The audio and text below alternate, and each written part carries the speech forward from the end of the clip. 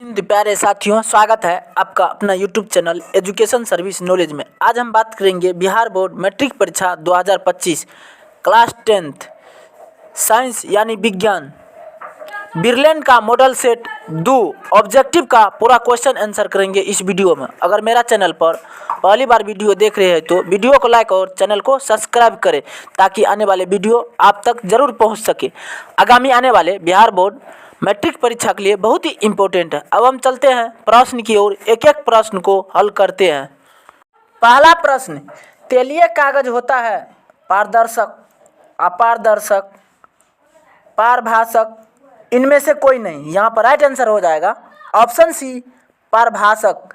तेलीय कागज पारभाषक होता है। यह क्वेश्चन बहुत ही इम्पोर्टेंट है क्योंकि बिहार बोर्ड द्वारा बार बार पूछा जाता है।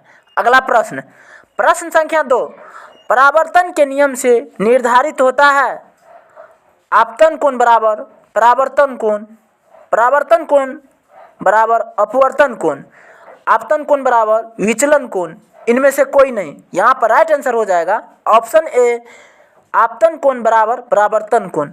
परावर्तन के नियम से निर्धारित होता है आपतन कोण बराबर परावर्तन कोण के होता है। यह क्वेश्चन बहुत ही इम्पोर्टेंट है क्योंकि बिहार बोर्ड द्वारा 2019 में पूछा गया था। अगला प्रश्न, प्रश्न संख्या 3, समतल दर्पण द्वारा बना प्रतिबिंब होता है वास्तविक, काल्पनिक, ए और बी दोनों, इनमें से कोई नहीं। यहाँ पर राइट आंसर हो जाएगा ऑप्शन बी काल्पनिक। समतल दर्पण द्वारा बना प्रतिबिंब काल्पनिक होता है। अगला प्रश्न, प्रश्न संख्या 4, सरल सूक्ष्मदर्शी में किसका उपयोग होता है?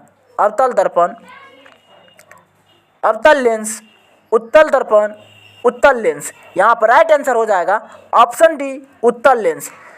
सरल सूक्ष्मदर्शी में उत्तल लेंस का उपयोग होता है। यह क्वेश्चन बहुत ही इम्पोर्टेंट है क्योंकि बिहार बोर्ड द्वारा बार बार पूछा जाता है।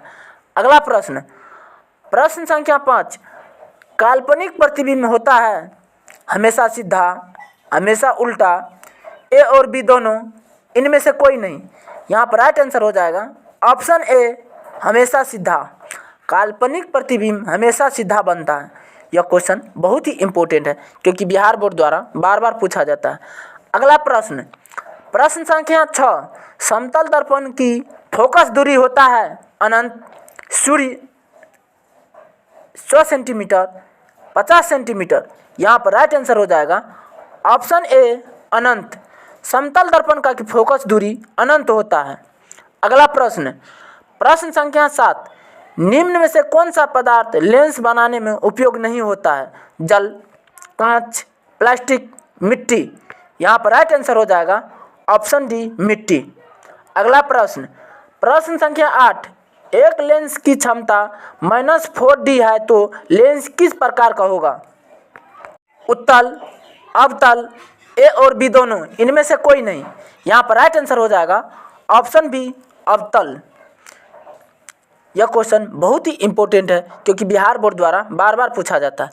अगला प्रश्न, प्रश्न संख्या 9, नेत्र की सामान्यतः दोष कितने हैं?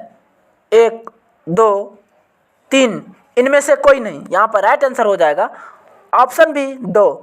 नेत्र के सामान्य दोष 2 होता है। यह क्वेश्चन बहुत ही इम्पोर्टेंट है क्योंकि बिहार बोर्ड द्वारा बार बार पूछा जाता है। अगला प्रश्न, प्रश्न संख्या 10, श्वेत प्रकाश जब किसी प्रिज्म से गुजरती है तब निर्गत रंगों में से कौन सा रंग का विचलन न्यूनतम होता है? पीला, लाल, नीला, बैंगनी। यहाँ पर राइट आंसर हो जाएगा ऑप्शन बी लाल। यह क्वेश्चन बहुत ही इम्पोर्टेंट है क्योंकि बिहार बोर्ड द्वारा 2018 एवं 2019 में पूछा गया है।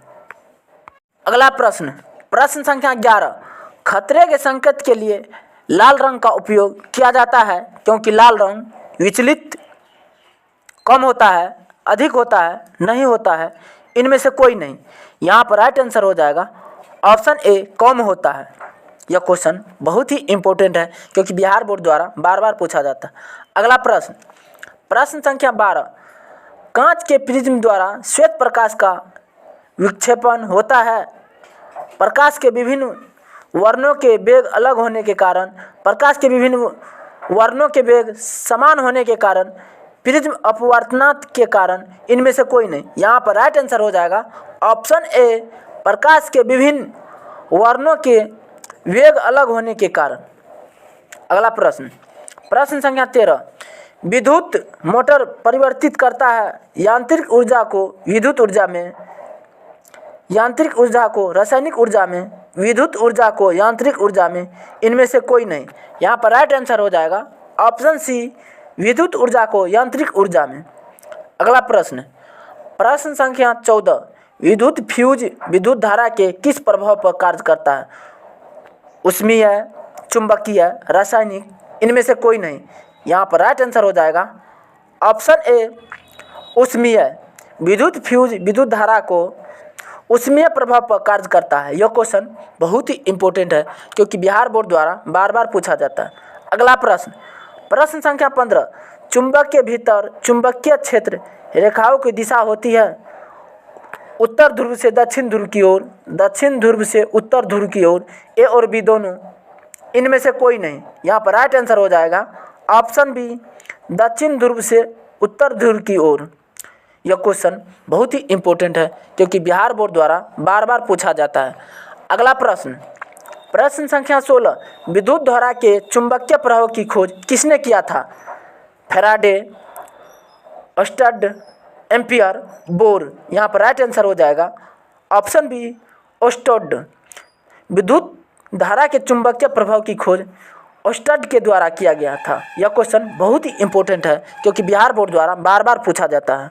अगला प्रश्न, प्रश्न संख्या 17, जब किसी विद्युत धारा को किसी चालक से प्रभाव करते हैं तो चालक के चारों ओर चुंबकीय क्षेत्र उत्पन्न हो जाता है। इस घटना को कहते हैं ऊष्मीय प्रभाव, चुंबकीय प्रभाव, विद्युतीय प्रभाव, इनमें से कोई नहीं।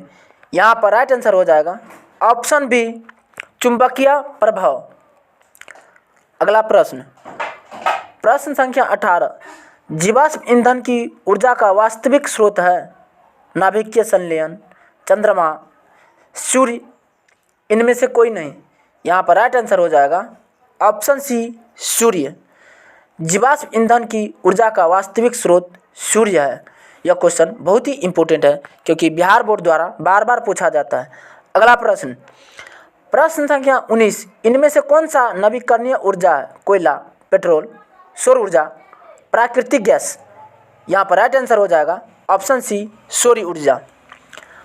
अगला प्रश्न, प्रश्न संख्या 20, आमीटर का प्रतिरोध होता है छोटा, बड़ा, बहुत छोटा, इनमें से कोई नहीं।